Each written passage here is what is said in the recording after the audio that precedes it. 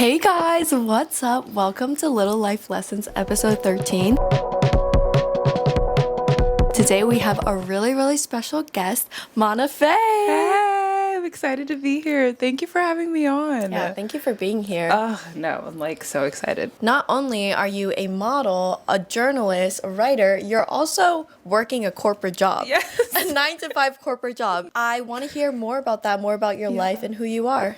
Yeah, I mean, you did it great. I work a corporate job, so I work at Meta full time. I work in I'm a program manager in the ads department, so we're in charge of creating advertising ads for Meta products. So all over Instagram, anytime you see like an Instagram ad or a Ray-Ban Meta ad, that's what I do for my daytime. So I'm like, that's what pays the bills.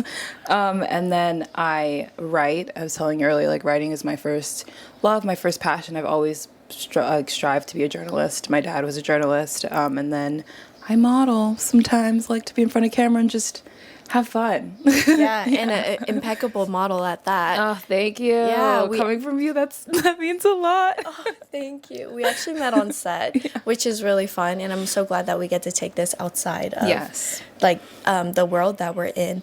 But I want to ask you so many things today. Okay. But the first thing is, your dad's a journalist. Yeah. I didn't know. So you grew up in like this creative world, right?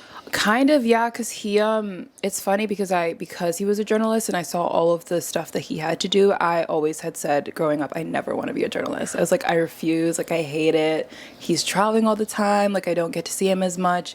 He was working at the UN, so they had him like placed all over. He was in Congo and then Ethiopia, Switzerland, like everywhere, and he loved writing. That was like his strength. And then my mother, she works in like casework and giving back to the community. So I grew up in a more like, I guess, serving household. It was always about like, what can you do for others? And for my dad, it was through writing. And for my mom, it was through like mental health services and stuff. So yeah, but I was always good at writing. So it just kept coming back. And then I think a year ago, I was like, you know what? I surrender. Fine. Let me just do this. So. Oh, wow. Yeah. Do you feel like that's your way of serving? Yeah, definitely. I feel like I love to cover events or cover things that I feel are educational. I always am very much like I'm at every African event, every Black event, every event where I feel like there's like underdogs or like underrated people or people that I feel like should have more of a platform. That's like why I started my podcast and why I always write. So I feel like that's kind of my way of serving a little bit, is allowing others to tell their story through like my words. Yeah. Is a way. Yeah. I really love that because if you guys don't know, Mana also has her own podcast called Mana on Air. It was amazing getting to be on it, and I felt that way on it. Yeah. I felt like I had a platform to share my own experiences and my knowledge, because even though I have these spaces, I feel like having somebody else asking these questions and giving you the space and creating that space is very valuable. Yeah, I'm sure people who are listening who are in corporate, if you are, can relate. I feel like it can be a soul-sucking atmosphere. So I think it's really important to have creative outlets and like things that you're actually passionate about so that you're able to be a more well-rounded person. Yeah. So yeah, even the other day I was in an event and I had met a team that I had modeled with before, and they were like, you're working here, like why are you modeling? Like why are you writing? Like you could just do this for the rest of your life. And I was like, yeah, but then I would probably hate my life in a sense because I'm not doing anything that I'm passionate about, or I'm not doing anything that would give back in a sort of way. So it's always like an added bonus. Yeah. Yeah. So what do you do when you feel drained and you feel tired, unmotivated? I sleep. No. Oh my God, literally that's always like a good, but it's so, I feel like it's so hard for me to fall asleep. Yeah. Like naps. I can never really You never nap? It's hard to, but I always feel better after. Yeah. I don't know. I was joking, but I'm actually so for real. I feel like I'm like such a napper, because if I feel stressed, I'm like, okay, you know what? I'm just going to go to my room, lie down for like 30 minutes. And then after 30 minutes, I'm like, okay, Mona, it's time to get back up. So what do you do when you're drained? Like, that's a good question, because I don't think I'm there yet. Well, that's why I'm asking you. Yeah. Because I want to know. A walk, like, I don't know. Yeah. Very just like reconnect with nature. My solitude definitely calms me down. I think being alone, I'm an introvert at heart, so anytime I feel overwhelmed by people or anything like that, just retreating and kind of refocusing helps. But yeah, that's a good question because I don't even know. Yeah, I Yeah. feel the same way because I feel like as we grow up in different Yeah. phases of our lives, we will have like different ways of retreating or Yeah. regenerating Yeah, our yeah, energy. yeah. Right now, for me, is I do really like my solitude, but I also really, I think what's most important for me, like personally, is to spend time with people and friends that make you laugh Oh yeah. and like spaces that you don't have to try too hard. Yeah. Because I feel like when you can just be yourself and be light and not try too hard, like you don't have to put your makeup on, dress nice, you're literally just like laughing. Yeah. I feel like that's really important. And I do feel like I'm lacking that a little bit Yeah. just because I'm so focused on my work. And I have so many things that are like I need to tend to. Yeah. And like so many things that I want to strive for. Yeah. So I think that's one thing that I really need to pour into more. What you just said is so true. Like a low maintenance hangout. Because I feel like nowadays it's very much, let's get dinner, like let's get coffee and stuff they have to dress up for. But I definitely agree with you where like I would love just having a person I'm hanging out with and like, can laugh and just can come over and nap and just do whatever and just watch a movie or just be in each other's presence, but not technically like doing anything. Yeah. You know what I mean? Yeah. I think it might also be like the New York American culture where Yeah. everyone's so work oriented. Everyone lives Agreed. to work. Yeah. Because when I think about other countries like Denmark or Spain or Yeah. anything like Yeah. that, Yeah. they're always, their life surrounds fun and Yeah. community. And I think in Yeah. New York City in our age, Yeah. do you feel like we could be missing a little bit of that? Yes, I feel like, especially in New York, I mean, Michelle herself, like you yourself, you're doing a billion things at once. I feel like it's very hard to find a person who's just doing one thing or who doesn't, like you said, live to work. So I think it's the hustle, hustle, hustle mentality, which is good because it strives you to do more, but definitely like prioritizing living and not just working. Yeah. Yeah. I saw on your website, which Yes. is beautiful, guys. You really need to check this website out because you're very talented and so thank you. multifaceted too. Thank you. But you also are first gen, right? Yes, yes, I am. Can you tell me a little bit about one, where your family is from and what your experience is like being in America as a first gen and how it has motivated you to be in the fields that you are in now? Yeah, that's a good question. My family is originally from Senegal, so my mom and dad came here in the 80s, 90s, and I was born here. My sister was born here, and yeah, it's been a very interesting experience. I think it's a very unique way to see the American lens because I feel, I'm going to sound so cheesy when I say this, I'm like, I feel too American for the Senegalese and too Senegalese for the American, but it's very much just like, I'll never 100% feel like I belong here, but I take aspects of both culture that I appreciate and apply it to me today. Yeah. So even things from like mental health and the Senegalese culture, it's not a huge thing. It's like pushed to the side. It doesn't exist. Like if you're sad, go take a walk. But I think the American culture has helped me realize the importance of that and recognizing like, oh, you're not just angry all the time, you have bipolar, you're not just like sad all the time, you might be a little depressed, like kind of recognizing those things. So being able to take from each culture is helpful.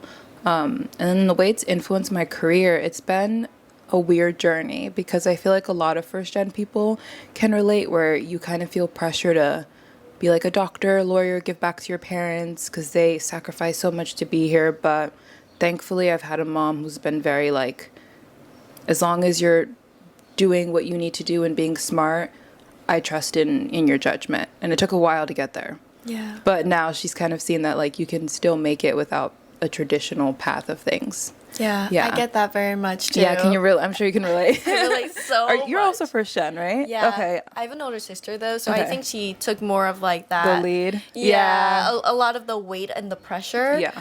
So I do feel like it took some time for me and for my parents to kind of understand that I can do this. Yeah. Because I just had to show them. 'Cause Yeah.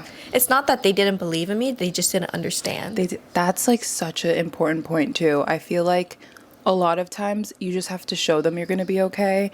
And then, I mean, they'll still say comments here and there. I'm sure your parents is like, hey, Yeah. what's going on? But at the end of the day, they're proud of you if they know that you can provide for yourself. Because when they're coming from the traditional kind of things, I think they're just coming from a place of fear of making sure that you can provide for yourself. Yeah. And I'm sure they've seen, like, with your dancing and your acting and your modeling, you've been able to provide for yourself. So that's, like, their number one, like, worry. Yeah, that's very, very true. Do you ever feel like, I don't know if you get this, do you ever feel like half and half, where I don't know how it is in your culture, but in my culture it's very much like parents are like up there, and like I want to buy my mom a house or something like that. Do you feel that pressure, or is it a little bit different for you? Oh, I feel that pressure like it's a weight of the universe on my shoulders. Oh no. Do you feel like growing up, finding your path, getting into these creative fields, your relationship with work has changed? Your relationship with success has changed throughout time? That's a great question. Yes and no, because I think before, oh, that's actually such a good question. I feel like my definition of success has changed a little bit, because I think when I was younger, it was just like rich. Like, I just want to be rich so I'm able to provide for my family and no one has to ever worry about anything.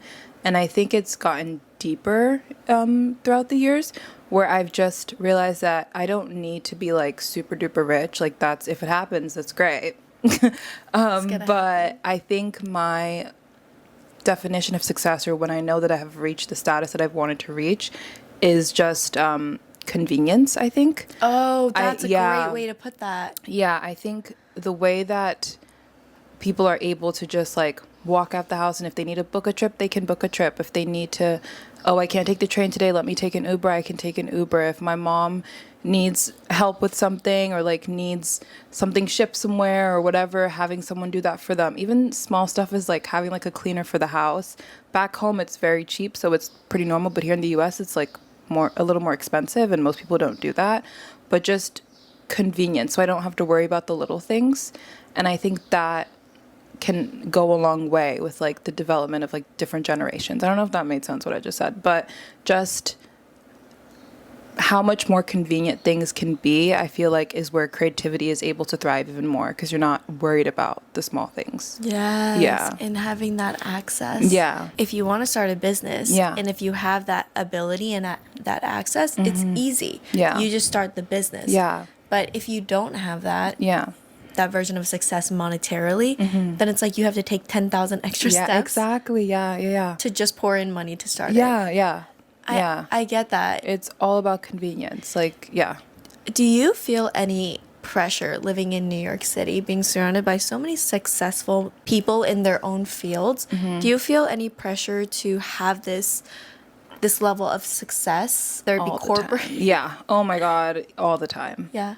I think, and it's weird because I always tell people, like, if you're super duper comfortable in a room, then you're in the wrong room. Yeah. So I constantly find myself in rooms that I'm so uncomfortable, in a sense, because everyone there is like more successful than I am, or I'm usually the youngest person and stuff like that. And even though I hate sometimes being in those rooms, because often you're overlooked, or like you're just like, oh my God, like what am I doing here?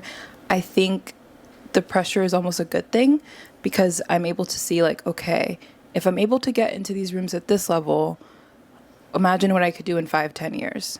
I just have to like work really hard, and then maybe instead of attending the panel, I could be on the panel in 3 years, you know? So it's good and bad pressure. I feel like social media is a whole different beast, but at least with people in person, it inspires me to do more. Yeah. What would you say to somebody who feels that pressure, or feels that pressure of like the weight of the room, feeling like they're not good enough to be there? Yeah. What kind of advice would you give them to navigate that situation? It's going to be really cheesy advice, but I promise you this works.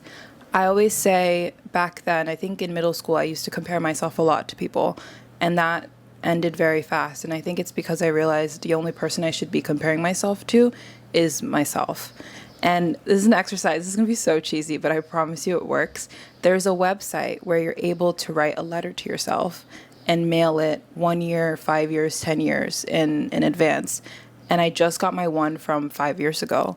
And literally just go to the website, write a letter to yourself in 5 years and be like, hey, this is what I'm doing right now. This is like what I want to achieve. Future me, like, let me know the updates. Like, this is what I'm feeling, like everything you want to say. And then send it to yourself in 5 years, however long it is. And I promise you, once you get that letter, you're going to stop comparing yourself to people, because you're going to be so like, you're going to see how much progress that you've made in those years. And you're going to make sure, because you wrote that letter, you're intentional about every step. So when you do open that letter in 5 years, you're able to be like, okay, damn, like I've done so much and maybe more. So it's very cheesy, but it worked. That is such great advice. Yeah. I do something similar where I have my Snapchat memories. Yeah. And every year, for some reason, I end up opening Snapchat around the same time, which is like May 10th, May 11th. Yeah. And I see it, the memory, even though I don't purposely set it up. Yeah. So I just record and say, this is where I am right now. These are my goals, and this is what I want to do. Yeah. And then I see the transition. But sometimes I actually don't meet my goals, or sometimes And that's I'm okay. better than where I am now. Yeah. But it's like I'm still growing in a different way. Yeah. Just not as I expected. Yes. And it's never what you expect. Like, even if you didn't, let's say in the video, you're like, oh, I want to reach 5,000 followers, and you haven't reached 5,000 followers. Sometimes it can reignite that kind of determinant drive, because you're like, oh, me back then was so bright, and like I wanted this and I wanted that. Let me get back to that kind of thing mindset. So it's very cheesy, but I promise it works. What would you say to somebody that is in a room and is the best or one of the best? What would you say to them if they really don't have intentions of kind of moving into a new space? Yeah. But they are feeling like they are getting really good in the space. Yeah, I think it definitely depends on the person. I think for you and I assume you're like a go-getter, like you want to be the best at everything that you do, and you have big dreams and big goals. I would say the first thing is just don't get too comfortable. But also, for some people, they are content with just where they are, and that's okay too. Some people just want the white picket fence and garden and house and whatever it is. I think just look around you and be like, okay, in 2-3 years, is this still where I want to be, or do I want to do more? And if it's a yes answer, then get out that room. And if it's a no answer, then just uplift the people around you and make sure that you're still being the best version of yourself. But I think the biggest thing is don't get too comfortable. Yeah. Because I think that's when we become complacent, and then it can be a little bit dangerous. But as long as you're giving the best and you're doing the best you can every single day, I don't think there's anything wrong with that. I love that. Yeah. What would you say to somebody that is in a room where there are other people comparing themselves to that person? Ooh. Or there's a sense of jealousy Oh my or God, competition? Ops. Oh my God, I have a few. Shout out to you guys. I know you're watching. No. And I think you have to protect your peace and protect everything you've built for yourself. And a lot of people will not always be happy for you. And I also want to urge people, because I did this in the past, where if you are in the room and you are the best at what you do, not to dull yourself down, to make other people feel comfortable. Because how they see themselves is not a reflection of anything that you've done. It's what they see, like it's their perception of themselves. It's nothing that you've done. Yeah, Ooh, that's like a big thing for me. Yeah, don't dull yourself down. Block, remove yourself. Don't ever feel like you have to be in a space just because they want you there, and they want you there in a negative light. One of my friends, Molly Ann, we actually had a conversation about something similar to this in my other podcast episode. Yeah. But she said, which she heard from somebody else, never be in a room where you feel like you have to dim your light, but never be in a space where you feel like you have to shine extra bright. Yeah. Do you ever feel like you have to shine extra bright, and how do you handle that situation?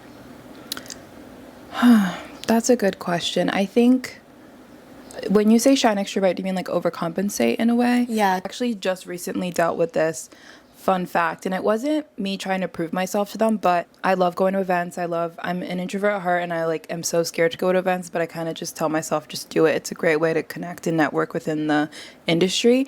And there's someone there who I always see, and she's super successful, and she knows who I am. We've seen each other multiple times. Like, we've acknowledged each other. I've interviewed her, all of the things. But for whatever reason, every time I see her, she like pretends doesn't know who I am in a sense. And I remember the first few times, for whatever reason, I was like, oh, I have to like wear nicer clothes, or like I have to like present myself more so like she can see me and she knows that like I'm that like girl.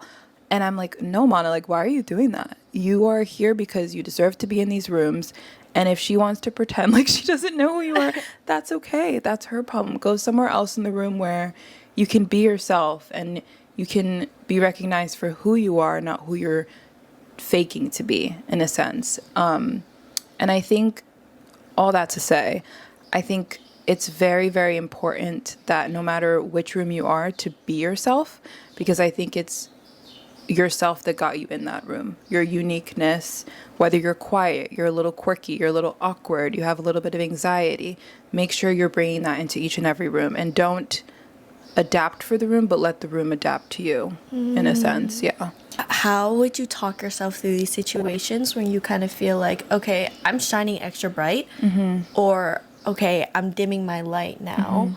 How do you talk to yourself in those situations when you don't want to leave the room, but these things and these energies are in the room? Yeah, I mean, I don't know if this is bad advice, but I also don't think there's anything wrong with being by yourself. That's going to sound so bad and stuff, but I don't think being alone necessarily means lonely.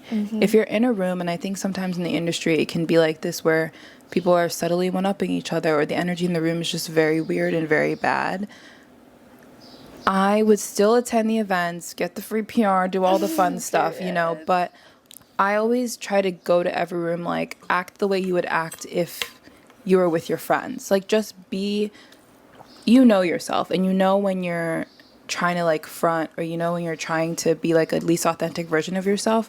Even giving yourself a little pep talk before walking into the room helps. If you're feeling a little bit uncomfortable, going to the bathroom, resetting, and coming back out. Just small stuff like that, I think, helps. It's a hard question. How do you deal with it, I would say? I'm still working through it, honestly. Yeah. That's why I feel like I love having these podcasts, because I get to ask questions that are kind of like things that I'm working through.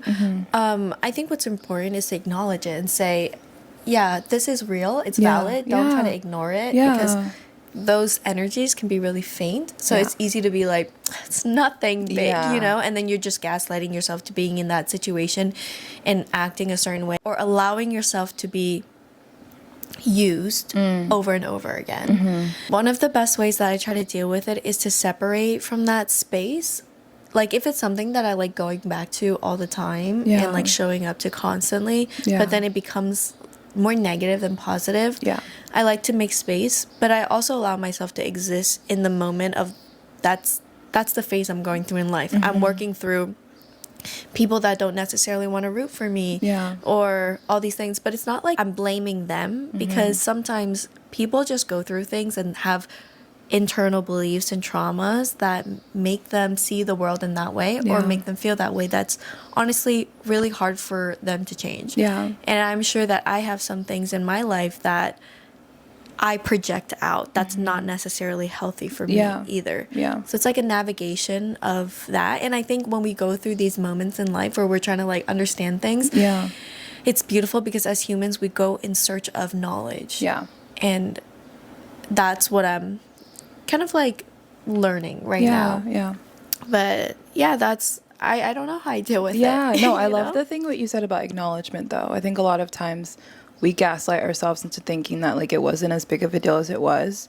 And I think I really, really resonate with that. Is just acknowledging that, yes, maybe I'm surrounded by people who aren't rooting for me, but at the end of the day, I will find those that will root for me, and in the meantime, I'm going to root for myself. I love that. And that gets them even angrier, which is perfect for me, because I'm like, it is what it is. Tiana, who is also on this podcast, she says, for the one person that's hating on you, there's 10 other people that's clapping for you. And sometimes I think that's true, and we kind of miss all the people that are clapping for us because we are focused on that one person who's not. But the truth is, even if somebody's like not straight in your face saying like you're amazing, I love everything you're doing, it's like they're probably still secretly wishing the best for you. Yeah. And if there is somebody out there that's wishing the worst, say, then there has to be somebody who's wishing the best. Exactly. And this also is something else I learned a lot this year and last year, is that sometimes people in your life that have been around for 5, 10, 15 years may not root for you as hard, and it could be a new person that comes in and is rooting for you 10 times as hard. So never settle for like the non-rooters. Always make sure that you're giving love and recognizing the rooters for you, and it doesn't matter how long they've been in your life, to ever accept that kind of treatment. You know, out of all the mediums that you are doing right now, everything that you're doing, what is your favorite and what gives you most drive? That's such a good question. Definitely writing, always. Yeah, I would say I always tell people I'm a storyteller first, and it's such a cultural thing too, because Senegal, that's like huge there, storytelling. And I think no matter where I am in life or what corporate job I have, or if I decide to leave corporate and start my own company or whatever that may be, I will always write. Yeah, no matter what. Would you ever want to write a book? Yes, but I always feel nervous about it, just because if I do end up writing a book, I want it to be something that's like of substance and like is adding to society, rather than just like making another book just to like make a book. Oh, you want to have a message? Yeah. I feel like a lot of the things you do have a lot of effort and intention. Yes, I try. Yeah, I try to. I think it's very important, especially now. I think social media, life, everything has become so oversaturated in a sense that I try to be intentional with the things that I do. So I'm just working on that every day. Yeah, I agree. I feel like it is important to find your voice in the things that you do. Yeah. And I feel like you found it very well. Trying to. Still trying to. Do you feel like you found your voice, or are you still like in the process? I'm aware of my voice. So I'm aware when I'm not speaking from my voice. It's not that I found it and I have this clarity of like, this is exactly how I speak and this is how I write or make music. Yeah. But it is that I can see when I'm not being authentic and speaking from my voice. Yeah, that's a good thing. Yeah. So it's like I still get that like, trying to find it type, but also it's like we are just discovering ourselves, right? Yeah, like true. we are just becoming conscious adults. Yeah. Living in this life. Yeah, you know? yeah. That's so true. Do you feel like city life is for you? Oh. That is a great because I have been grappling with it lately, actually.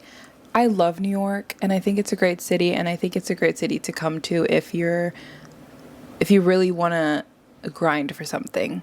However, I sometimes just do want to go and live in a really quiet town for like a year just to see if I would miss living in the city. Because the city's all I've ever known. Even when I did live in West Africa, because I lived there for 6 years, I was still living in a big city. So I've never lived in a small town or had that kind of experience. Yeah. Are you from the small or are you from the city? I'm from the suburbs. You're from the subbies. Yeah, subbies. Like, I was born and raised. I lived in China for a little bit of my really early years. But I'm born and raised in the suburbs of Maryland. And and then I moved here. This is my 5th year in the city. I loved growing up in the suburbs. Yeah. I loved it. But when I went to college, it was like it was no longer serving me. And I was a dance major. That's even crazier because you would expect it to be more like free, right? There's like different types of writers, right? There's like journalists who go out and like do the research and they're like marketing, they write about fun things versus like law writing in the court. Yeah. There's a difference in that difference of environment. There's difference of character because they're surrounded by like seriousness, focus, and this like it must be this way, the structure, and I wanted like freedom, which is like the commercial dance came in. It was like okay, because when I think of dance like major, this is why TV's not real. I think of like The Next Step and like Dance Moms and Backstage. I don't know if you ever watched Backstage. All these like because I was obsessed with dance growing up. And it's not like that. I see. It seems more like prim and proper in a sense. Yeah. Okay. I think it might be a little bit different with the dance community in New York. I was gonna ask, speaking of your love for, these dance movement Yeah, I shows. loved dance. Do you have anything, like, have you danced before? Do you have anything that you love, like hobbies? I wanted my mom to put me in dancing so bad when I was younger, and she said no, and I was so mad at her. And she put my sister in ballet, and I wanted to be in ballet so bad. But honestly, it was probably for the best, because I hear a lot of like ballet stories, and I'm like, oh, maybe my mom was like protecting me from some things. But hobbies wise, I always grew up singing. Oh, wow. But I knew I never wanted it to be a career, just because working in the music industry, it's a lot. But that's something I also do. What you said earlier, what do you do when you calm down? I belt. I apologize to my neighbor, but I like will sing everything. I was singing Wicked all of yesterday. As you should. Yes. Wait, no, So for real? yeah, I love music, love singing. Yeah. Yeah, I get that way sometimes where I just like need to go to, that's probably what I need right now. Yeah. To like go into a studio and just move. Just do it. Play music so loud. Where do you see yourself in the next 3 to 5 years? Ooh. I mean, I actually am in the middle of a career pivot right now, like a mini pivot almost. I still want to stay in tech, but I want to move into partnerships because I realize that I love just connecting with people and putting on events and panels and all of the things and connecting people to products. So I definitely still see myself possibly in corporate for the next 3 years, but I see myself traveling a lot more and not relying so much on work to fulfill me. I think I want to just set the globe, backpack, whatever it is I need to do, and just really find what makes me happy outside of the comfortableness that I've built in New York. Yeah. From the roots that you... Yeah, because I'm so comfortable here. And I think that's why I'm itching for something new. A new city, a new experience, something. But yeah, I would say. What would you feel like would make you happy in that way?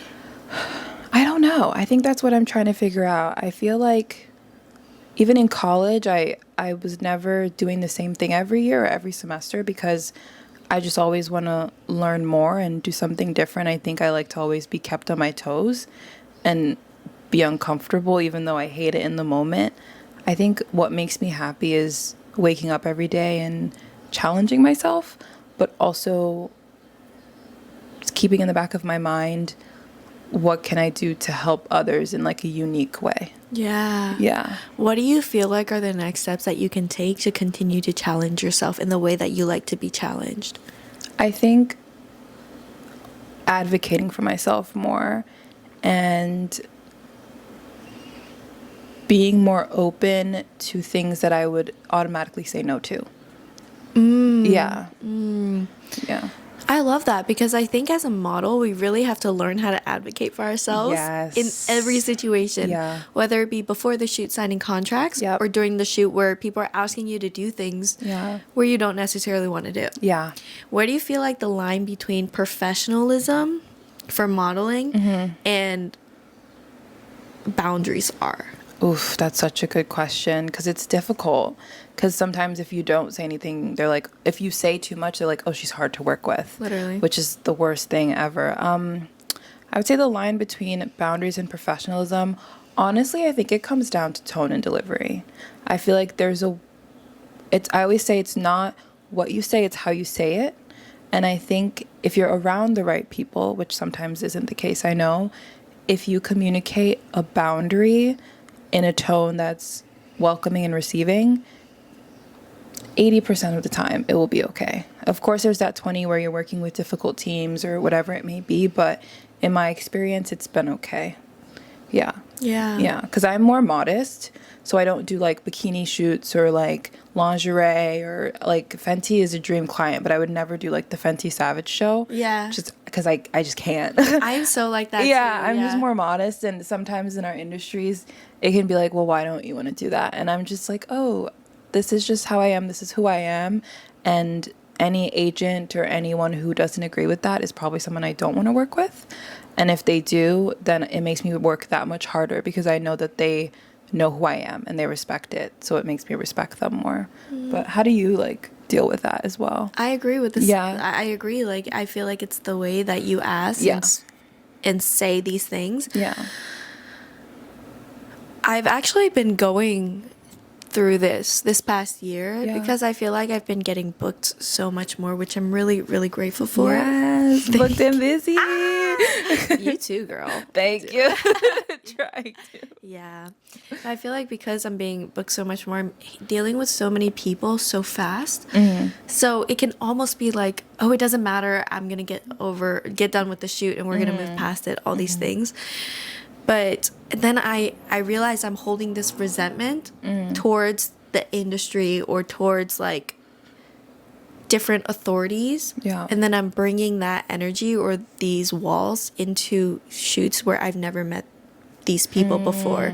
So I'm like, I'm walking in with such high walls, Yeah. and I'm not giving the opportunity for me to learn about that person. I'm just kind of walking in with the expectation that they're going to hurt me or they're going to try to do something to like kind of, make me feel uncomfortable. Yeah. And I realized that I don't want to be like that. Yeah. But I realized I need to learn how to navigate situations in a respectful, honorable, intentional way. Yeah. So that I can still show up, be professional, do my work, but also set my boundaries of like not wanting to do these things. Like I am more modest too. Yeah. I gave them a phone call before the shoot. I was like, hey, like I know this is how you guys typically shoot. I've worked with you guys before, but I don't really want to do that. And when I tell you, that director was so understanding.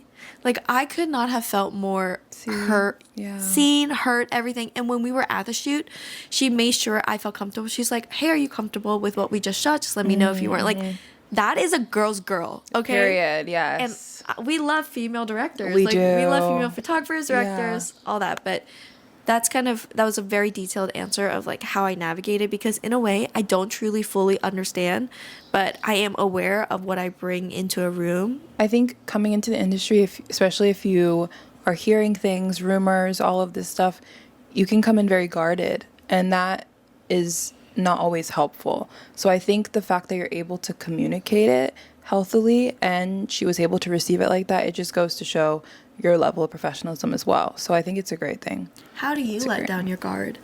How do I let down my guard? I'm still working on that. Yeah. I think I didn't even know this, but 4 years ago or something, someone was like, "You're so reserved." And I didn't even know that I was reserved. I was like, I thought I was an open book. She's like, no, I'm the life of the party. No, what are you literally, talking I was about? like, what do you mean? I'm so confused. And I didn't realize this, but I think I'm just naturally like that. And I don't mean to. I think it just takes a little more for me to let people in. And I think that's okay. I think for me, what's allowed myself to let my guard down a little bit is just understanding that I don't have to get so deep with everyone so fast. Yes. I don't know if that makes sense. It makes so much sense.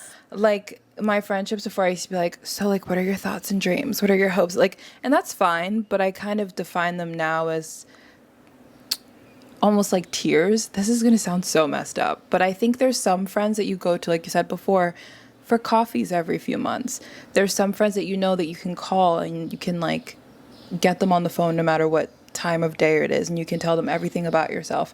And then there's certain friends where you just don't have that. And I think understanding that other people's actions are not a reflection of you has helped me open more or like let my walls down more, professionally and personally. That was a long answer, but yeah. No, it's so true. Yeah. It's true. It's you have different friends for different things. Some people know you more deeply. Yeah. You know? Yeah, exactly. Yeah. So like a conversation like this, I've had friends that I've never had conversations like this before.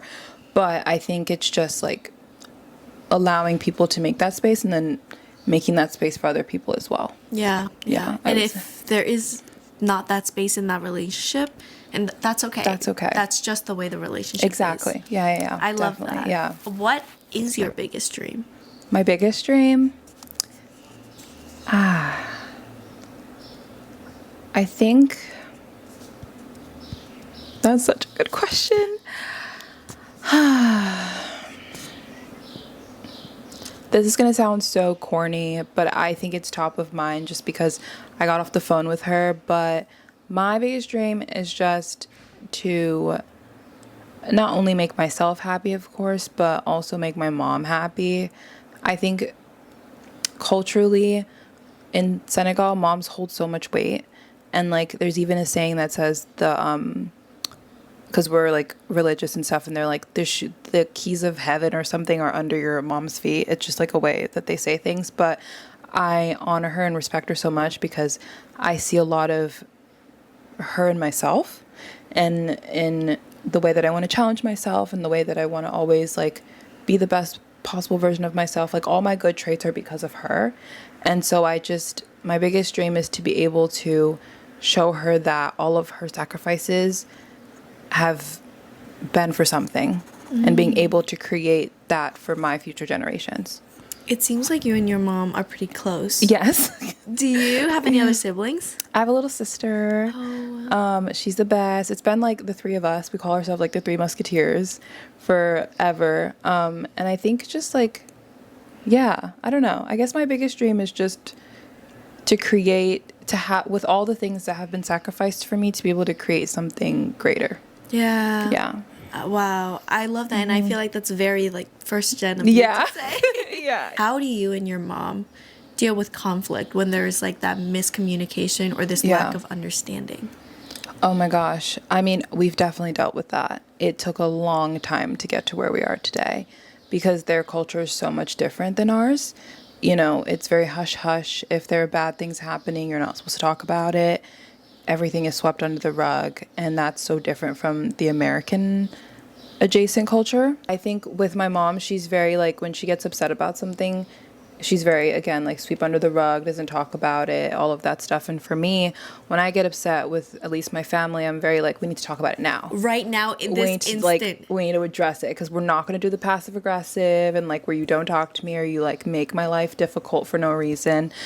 And I think it took a lot of yelling and screaming and all of the things for us to just realize that, yes, I do need to give her that space, but also I do need to go to her and be like, we need to talk about this. It's a little bit of gentle parenting, which can be transparently like very annoying sometimes, because I think a lot of first gen deal with this where they almost have to gentle parent their parents.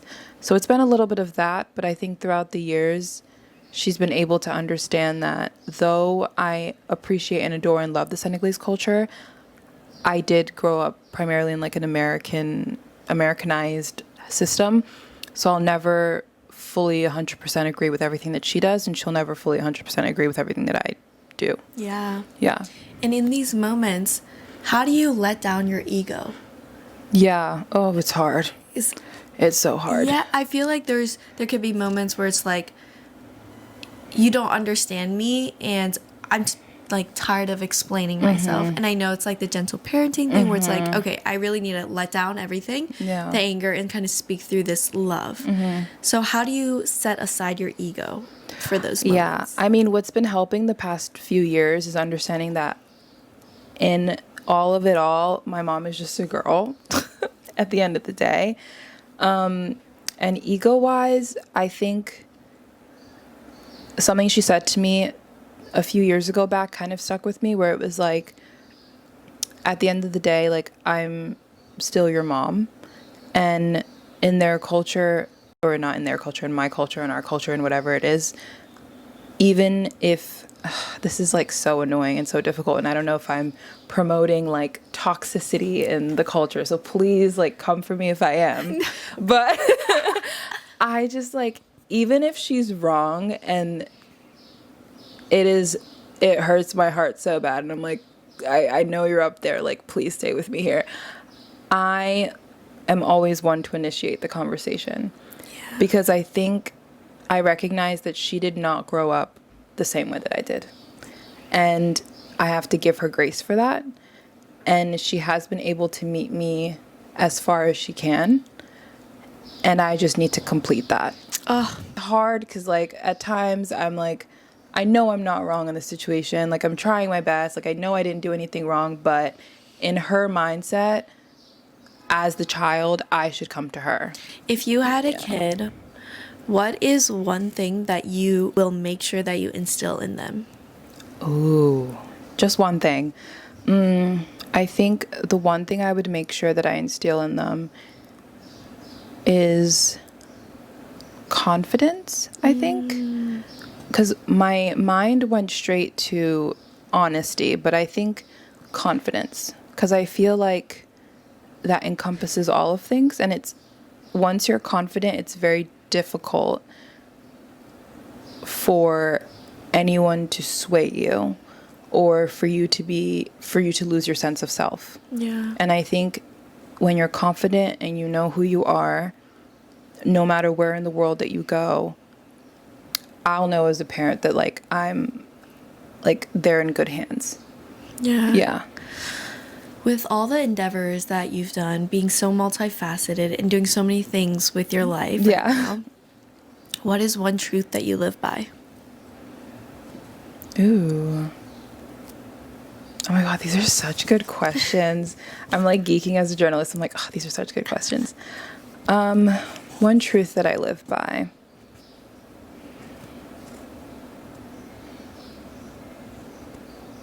I think I would say that what you put out in the universe is what you're going to get back. Yeah. It's real. Yeah, I think, and I don't know if that's cheesy, but I would say that good people, even if bad things happen to them and they still are good, I think things will always work out the way that they're supposed to. And if you do bad things, I think things will always come back around, even if it takes 1 month, 10 years, 15 years. So I always try to lead with being kind and good. Yeah. I love that. Yeah. Okay, one last question before moving on to the little loves. Yes. But last question. How do you know when to let go of something? It's hard, I would say. I think it's very easy to be like, oh, when it doesn't serve you anymore. But that kind of logic could be applied to anything, like a bad boyfriend, a bad friend, I think you know it's time to let something go when it starts to affect who you are, in the sense that you're not recognizing yourself. Yeah. Can you talk a little bit more? Yeah, I mean, let's talk about boys. Let's say crushes, because they don't even deserve, no. Plus things. I knew that it was time to let them go when I started to do things that I didn't recognize as myself. Okay.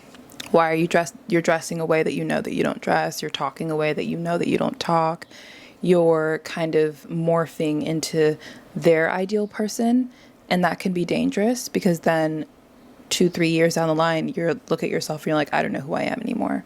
So I think that can be applied to anything, is when it takes away from your sense of self. Yeah. Yeah, and that's the same with friendships as well. Yeah. Before we move on to little loves, I just want to say thank you for your wisdom. Oh, stop. Thank you. Yeah, I try. I don't know. No. Doing my best, guys. And you're doing amazing. Thank you for living life in such an honest, honorable way. Thank you. Thank you. To be here and to share all the knowledge that you have is really inspiring. Thank you. Thank you. Michelle is the sweetest. You're the sweetest. Okay, so let's move on to little loves. Little loves is basically what I do at the end of each podcast episode, and we say one thing that we love about ourselves, one thing that we love about life in general right now. Okay. So you can start. I start. Okay. One thing I love about myself is my ability to stay calm in the chaos. I think has helped me a lot, and also my nose. Oh my gosh, yes. I like my nose. You have a good side profile. Thank you. And then one thing I love about life is that it's not linear. I think that there's so many eras that you can have. There's so many things that you can do. And as long as you live it to the fullest, you will never be bored. I love that. Yeah. What about you? One thing that I love about life in general right now is when you are in search of knowledge and more understanding, and you have a intention of love, life will bring that to you. Like this conversation right now. Yes, I that's feel so like true. it just was exactly what I needed to hear. Yeah. And you also know those conversations where you have with your friends, or you meet up and then you're like, whoa, that's exactly what I'm like. I needed to hear that. Like, I feel like those moments in life they're very special, because it kind of feels like you're protected, and you're seen and you're heard, and the things that you're going through are like validated. Yeah. There's that.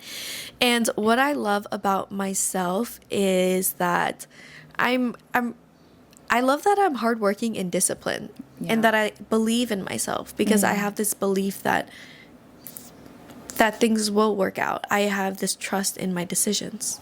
Yeah, and that's so important. And I think that's why I admire her. I mean, I always am just like gagged and gooped about all the things that you're doing. And I think it's a testament to what you just said, where it's like, I think the people that life will work out the most for are the people with the mindset like yours. And you always know that no matter what, no matter if you're having a peak or a valley that week, everything is going to be fine. So, yeah. That's a great way to put it. A peak or a valley. Peak or a valley. You just have to know that after a valley, there's always going to be a peak, no matter when it comes. Just accept that that's the ride.